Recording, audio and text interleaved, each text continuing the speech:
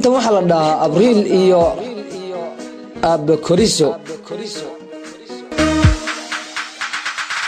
sagaalkii bishii Abriil 2017 ra'iisul wasaaraha xukuumadda dawladda federaalka Soomaaliya Mudane Xasan Cali Khayre ayaa ka qayb galay mid kamida munaasabadihii ka dhacay maalinka oo bishu ay ku beegneed 9 bisha Abriil 2017 ra'iisul wasaaraha xukuumadda Soomaaliya oo khudbad kooban ka soo jeediyay halkaas ayaa sheegay in ay dawladani hadda uu isagu iyo madaxweynuhu garwadeenka ka yihiin in ay fursad u haystaan in ay taariikhda Soomaaliya wax ka bedelaan si buu yiri loo helo amni iyo kala dambeyn adduunkuna uu ugu soo dhiirado Soomaaliya.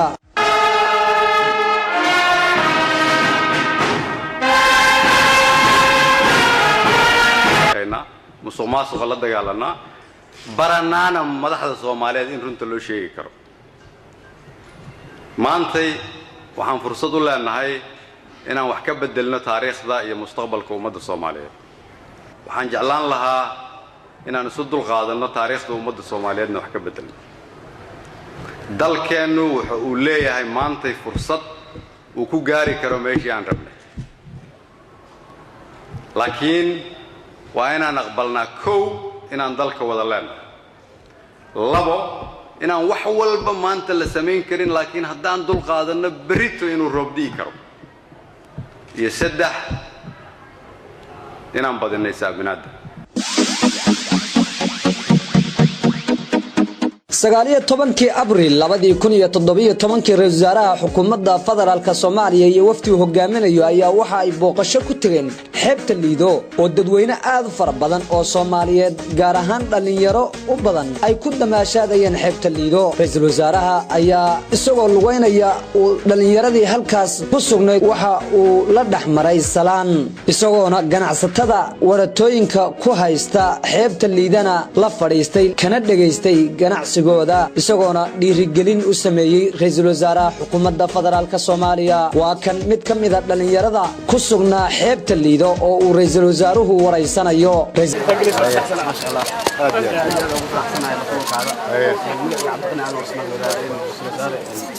ما شاء الله وحوالي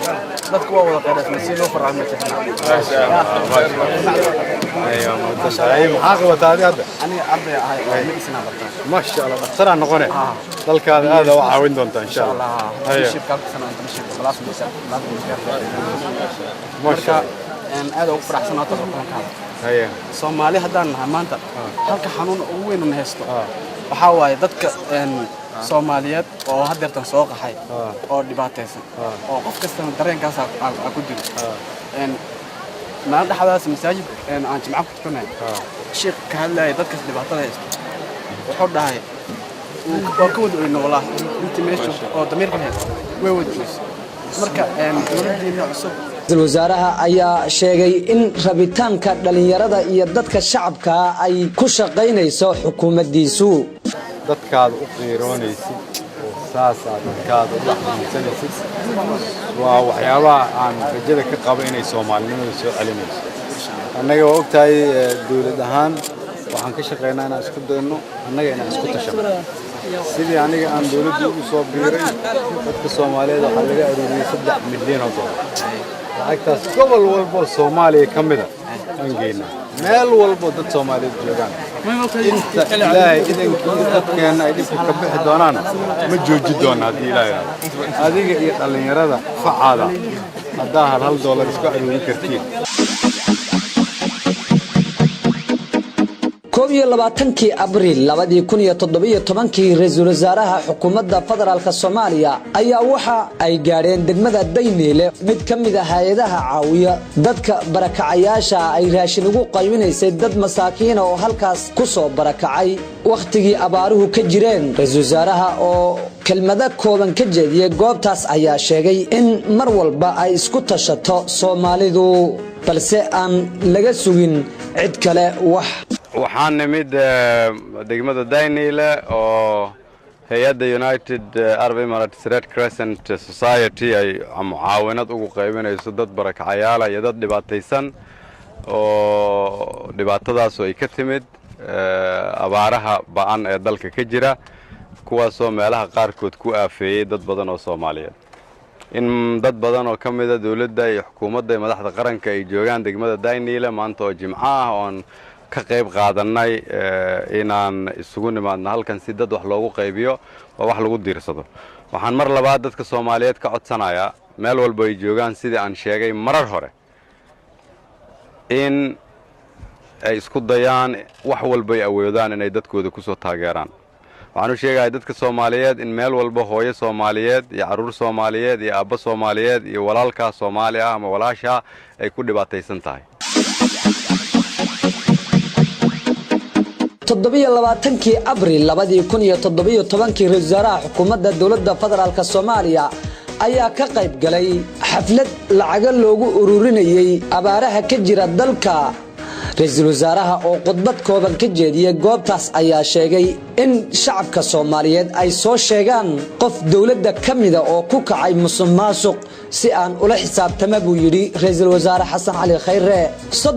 haddii ay jirto qof Soomaaliyeed oo dawladda kamida xukuumadda ku jirta ama guddiga kamida ama kaam qaxooti hor taagan oo qiyaamaynaysa wixii dadka Soomaaliyeed loogu talagalay fadlan waxaan idinka codsanayaa inaad ii soo sheegtaan aniga. waxaan idinka ballan qaadayaa in lala tiigsan doono sharciga. kuwiinan caadaystay inaad kaamam qaxooti u furataan dad dhibaataysan. bishii Abriil 2017 Ra'iisul Wasaaraha Xukuumadda Dowladda Federaalka Soomaaliya iyo Wasiirka Amniga iyo wafdi uu hogaaminayo ayaa waxa ay booqasho ku tageen goob ay ku sugnaayeen ciidanka NISA oo loo diyaariyay in ay sugaan caasimadda magaalada Muqdisho amnigeeda. Ra'iisul Wasaaraha ayaa ciidamadan ku dhiirigeliyay in ay dalkooda u shaqeeyaan sida daraadeedna ay dalkooda wax walba u huraan. Haddaba waa idin salaamay kulligiin marka hore. marka labaad runtii waxa aad farxad iigu ah inaan idin imaado aan idin soo salaamo arko xaaladda iyo duruufaha aad ku sugan tihiin. marka koowaad waxaan idinkaga mahad celinayaa sida aad waddankiina uga difaacdaan cadowga. waxaan idinkaga mahad celinayaa in aad naftiina u soo diyaarisaan inaad dalkiina u hurtaan. qofka bini'aadanka waxa ugu weyn oo bixin karo waa noloshiisa. haddii aad aqbasheen noloshiina inaad u bixisaan dalkiina, dalka iyo dadkuba abaal idinkaga hayaan. waxaan aad uga xumahay kulligeen iyo dalkeennuba dhibaatada uu ku sugan yahay. laakiin dal walba oo dhibaata soo marta waxaa dhibaatada ka bixiya rag iyo dumar. maantana ummadda Soomaaliyeed waxa ay ka filayaan inay xoreeyaan waa idinka. walba u huraan. haddaba waxqabadka xukuumadda Ra'iisul Wasaare Xasan Cali Khayre dadka Soomaaliyeed waxa ay aaminsan yihiin in ay wax badan qabatay muddadii koobneed ee ay jirtay. haddaba waxaan leenahay dadka Soomaaliyeedow